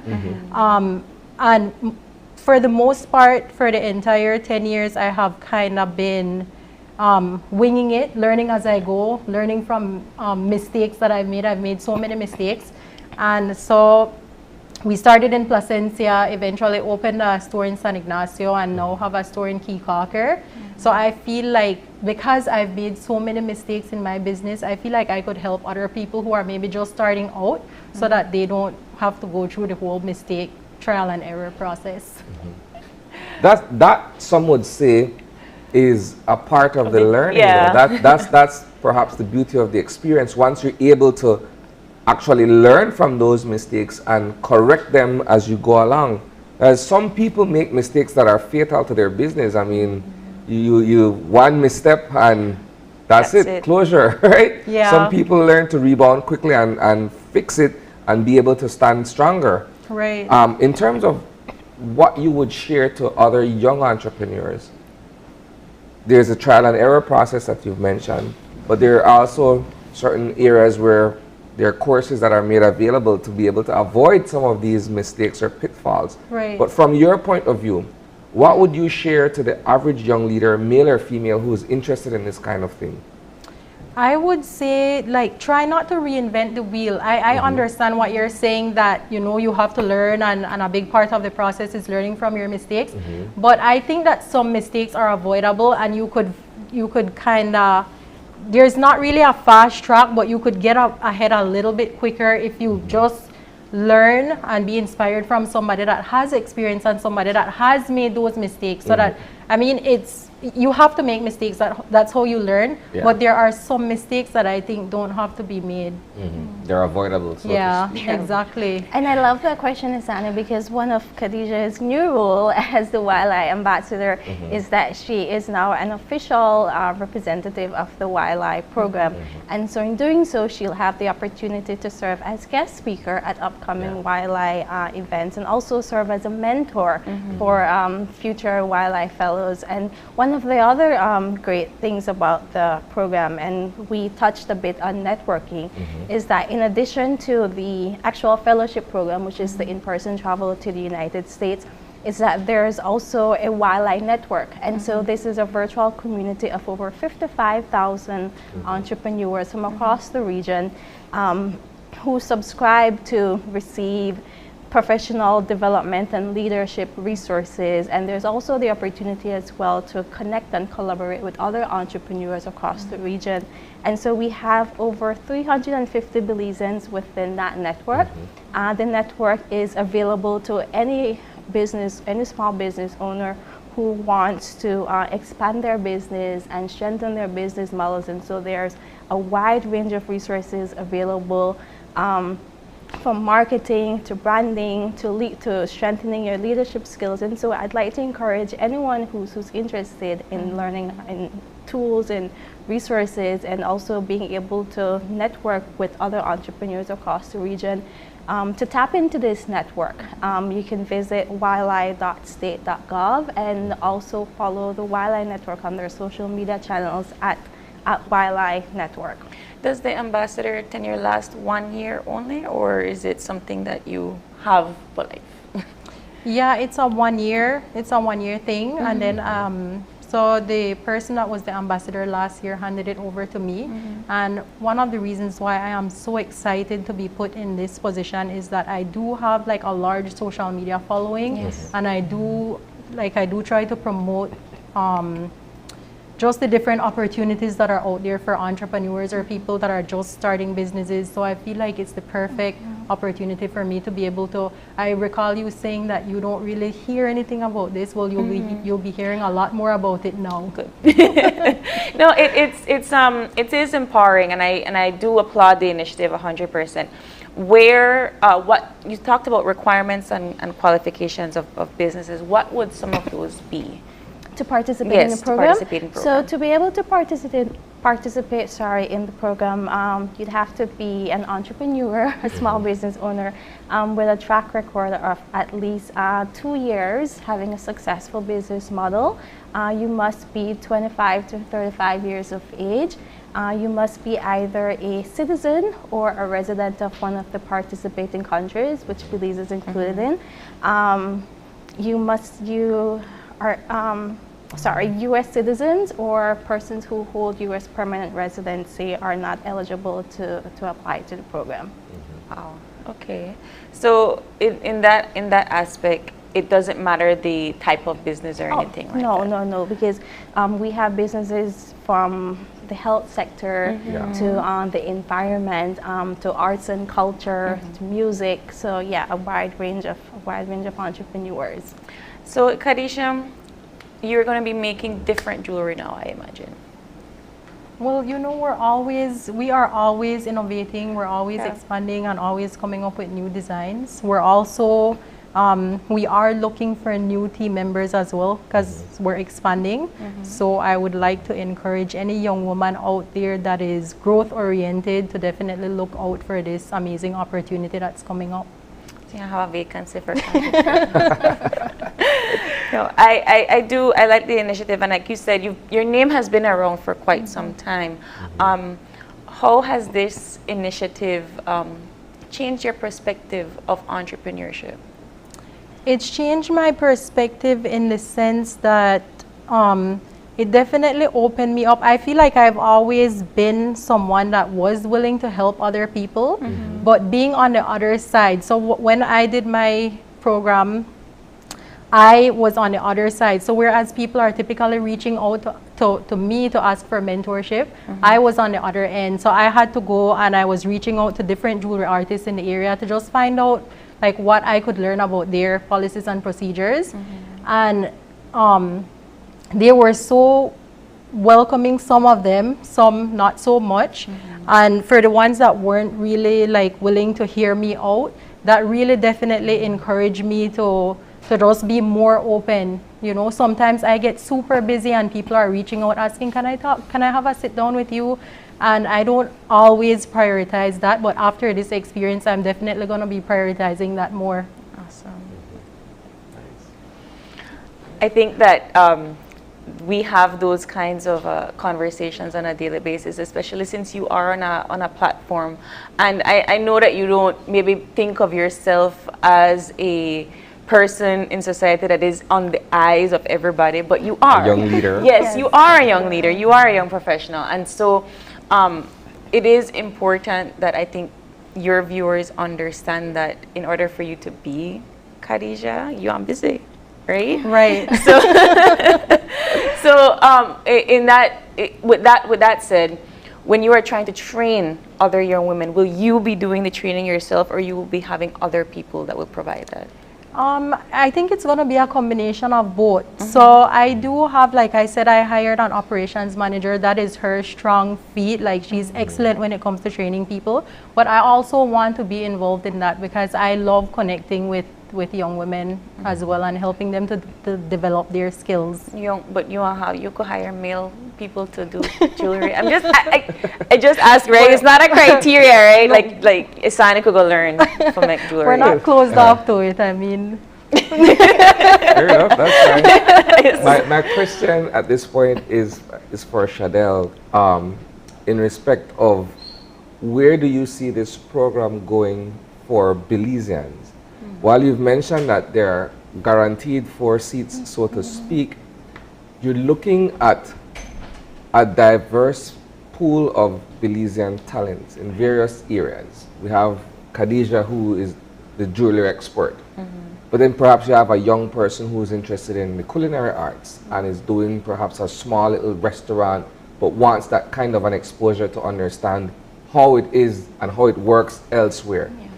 How do you continue to grow this particular initiative to make it something that stands out for the average young Belizean leader? So we have persons who have participated in the program. In addition to being a part of the Wildline Network, they automatically become a part of the U.S. Embassy alumni community as well. And so throughout the year, we offer, similar to the Wildline Network, we offer a host of different opportunities and resources, as well as information on U.S. grants to continue to build on their experience and continue to strengthen their business models and to continue to grow their businesses. And really, the embassy is a proud partner of this initiative because really it supports U.S. objectives to expand inclusive prosperity throughout the region, particularly for persons from marginalized and vulnerable communities, as well as promoting a safer, greener, and more democratic future for all residents. And so we find it imperative to invest in small business owners and entrepreneurs and support them with the tools and resources and connections and platforms really to be able to act as wheels of economic growth and prosperity within their communities as well as the wider nation. I know Khadija won the pitch competition, but you did say that there were 4 slots for other. Can you tell us about the other businesses? Yes, absolutely. Thank you. And I want to give a special shout out to the other 3 individuals who participated. Stellis Bermudez, Kendra Griffith, and Corey Leslie. I must say that we've had such an impressive group of entrepreneurs and innovative talent, and it's really been a pleasure to be able to work with them, and we look forward to be able to collaborate further as they become a part of our alumni network. Well, ladies, any final words for our viewers, Khadija? I would like to say, if you have a small business and you're thinking about applying for the program, like absolutely apply. I don't think any business can be too small. If you had applied and didn't get in, definitely apply again. This wasn't my first time applying. I had applied previously and I decided to try again. So yeah, definitely apply. Yeah, thank you. I want to piggyback on what Khadija said, because really we're not looking for CEOs of Fortune 500 companies or people who have 20 to 30 employees. We're looking for people who are hungry, people who have solutions to problems impacting their communities, innovative thinkers, innovative leaders, people who want to learn. So I definitely encourage anyone who's interested in tapping into this opportunity, again, to visit the Wildline Network at the Wildline Network website, at wildline.state.gov. As well as their social media channels at Wildline Network, and the U.S. Embassy's channels as well on Facebook and on Instagram at U.S. Mission Belize. All right, thank you so much, ladies. Thank you for this opportunity. With that, we are going to take our final break, and we'll be back for a wrap-up.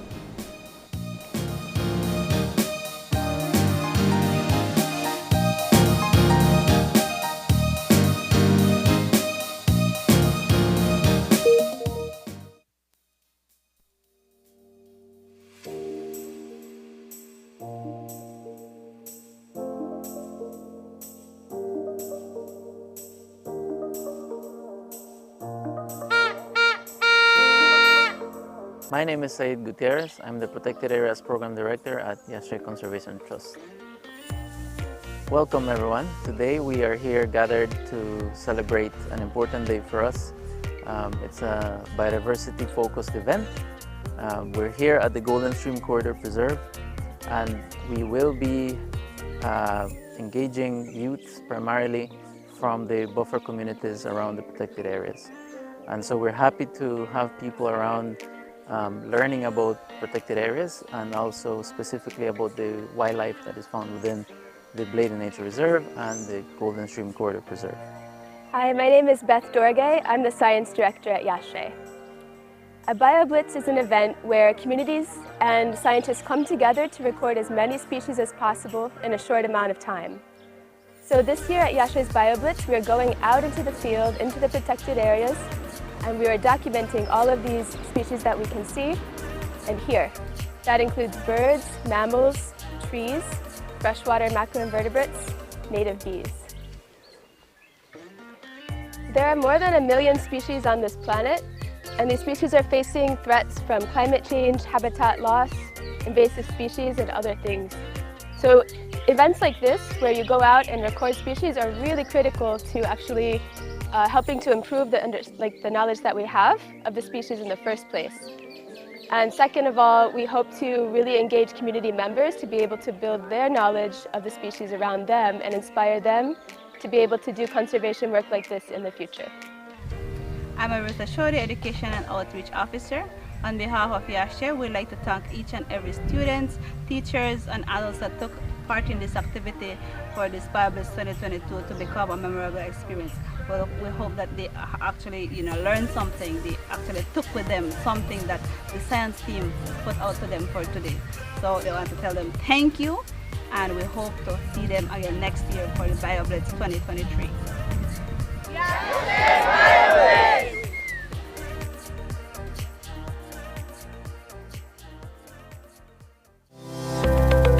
Galenia Hospital, located in Cancun, Mexico's premier tourism destination, is a state-of-the-art healthcare facility that provides highly specialized medical services.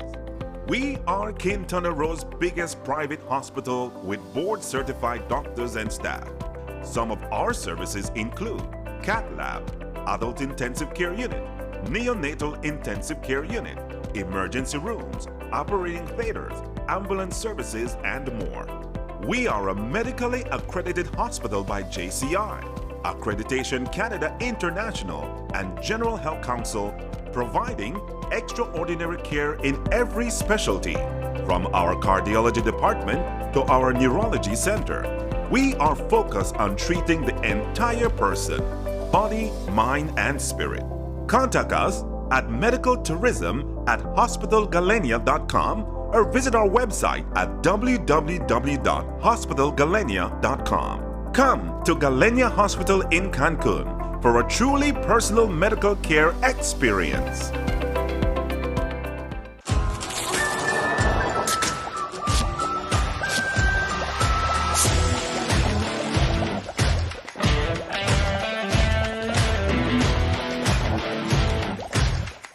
Your life just got a lot less complicated with Belize Bank contactless MasterCard debit card. Introducing our standard debit and MasterCard Platinum debit cards. Now you can make purchases anywhere MasterCard is accepted with one tap, pay and go. Your contactless card never has to leave your hands, especially in these times. And your card is embedded with multiple layers of security. Platinum card holders get to enjoy extra benefits like price protection, purchase protection, trip inconvenience, and luggage protection, just to name a few. Start enjoying a cashless lifestyle today with the Belize Bank.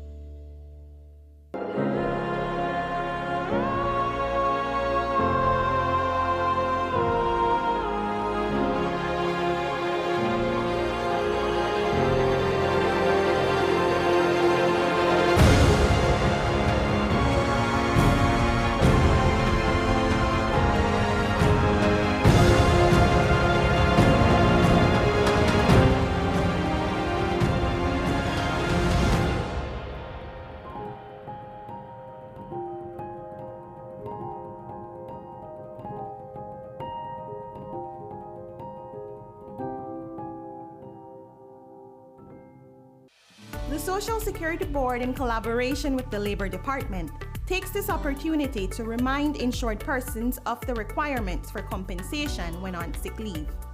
Any employee who has worked with an employer for at least 2 months is entitled to 16 working days of sick leave with full pay every year.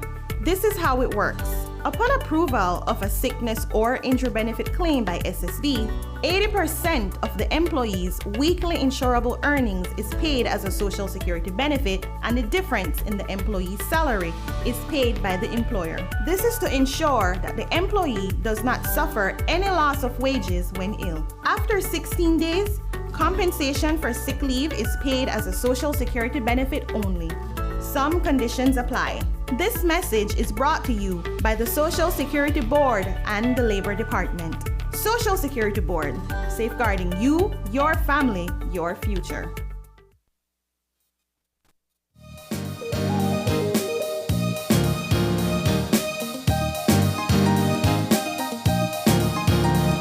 And we're back. Just like that, the Monday morning show is completed. Going back a bit to the Amnesty program and what government has set out to be able to regularize these individuals who are living in Belize, who are undocumented. I think one of the sticking points, at least for me, is the fact that while there have been several exercises, perhaps since Belize gained its independence and became a nation state, it does not seem frequent enough. Yeah. So that when we look at the previous one that was scheduled for the year 2000, that was 22 years ago. Yeah.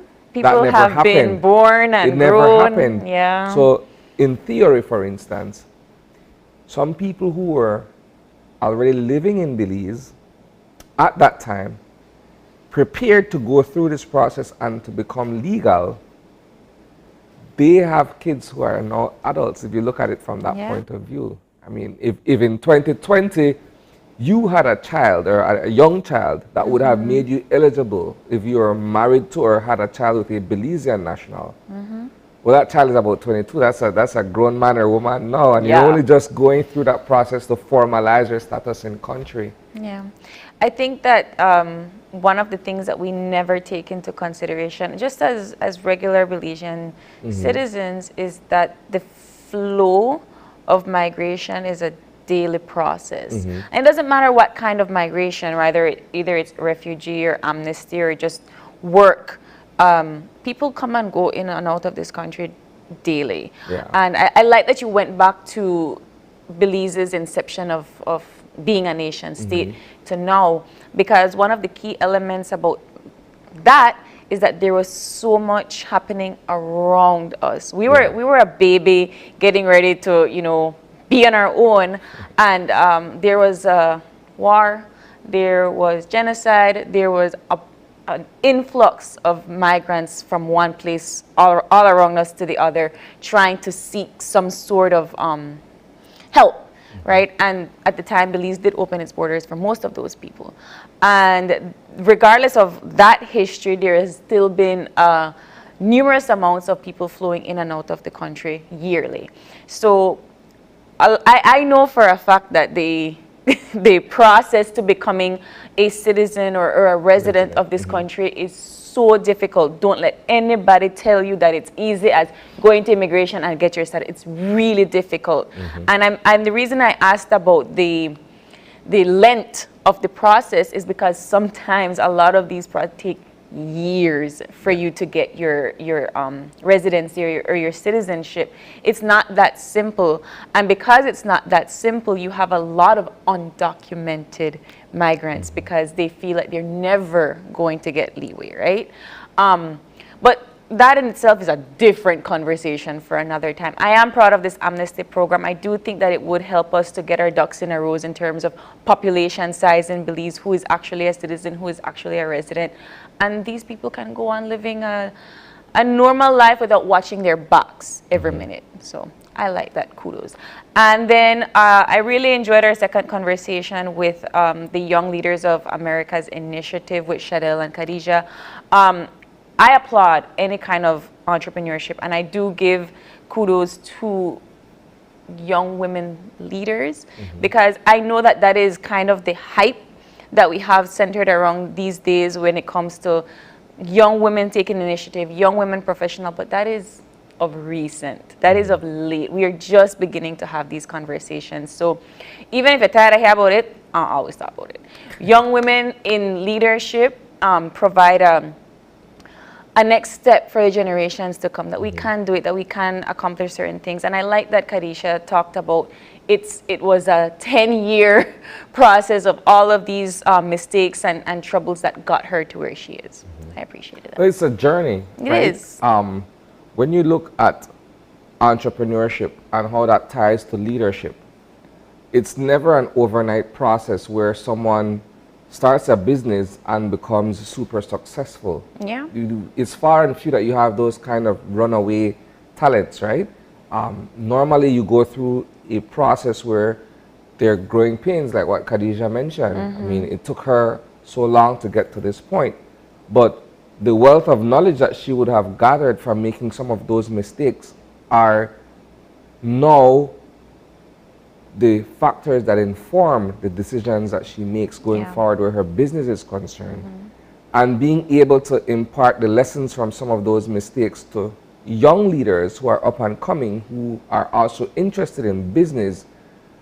What ideal teacher to have than someone who's been through Already the mills and who has survived the mistakes and is able to teach you the what to do and what not to do. Yeah, I applaud this effort, and I applaud that there are initiatives such as these that can help to uplift young entrepreneurs, especially now that we're kind of coming out of the pandemic, that brought forth all of these blossoming small businesses and all of these young entrepreneurs that needed to make a way for themselves during the height of the pandemic. So I applaud Khadija very much, and I'm so curious to see the next cohort of entrepreneurs that take on this platform. And of course, kudos to the U.S. Embassy for making this all possible for Belizeans on a year-to-year basis. You know what, Isani, I think that we've often had U.S. Embassy representatives come on the show and talk about all of these grants and so forth.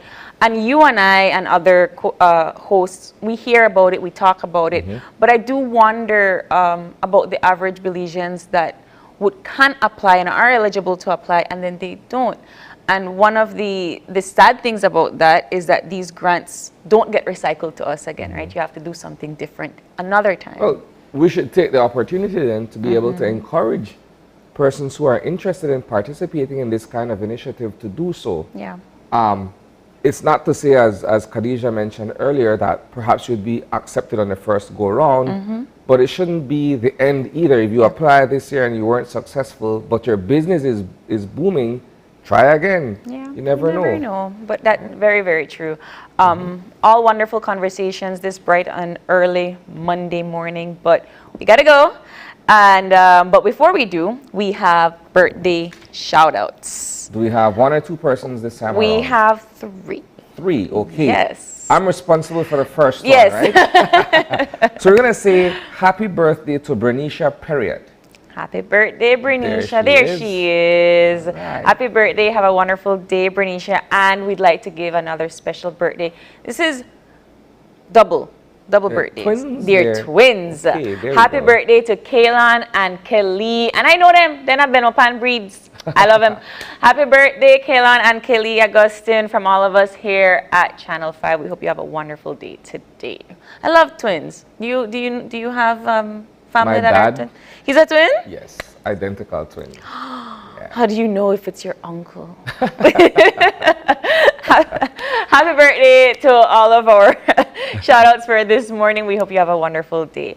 And if you have a birthday shout out or a question or a comment, you can always drop us a line at oye@channel5belize.com.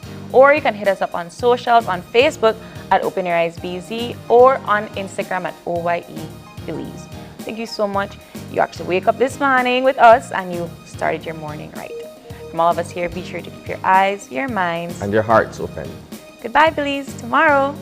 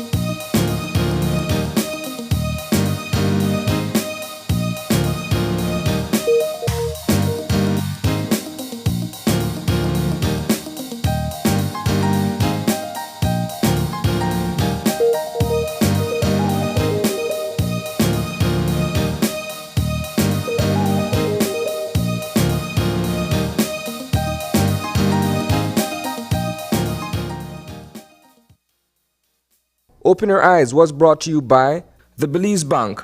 Our country, your bank.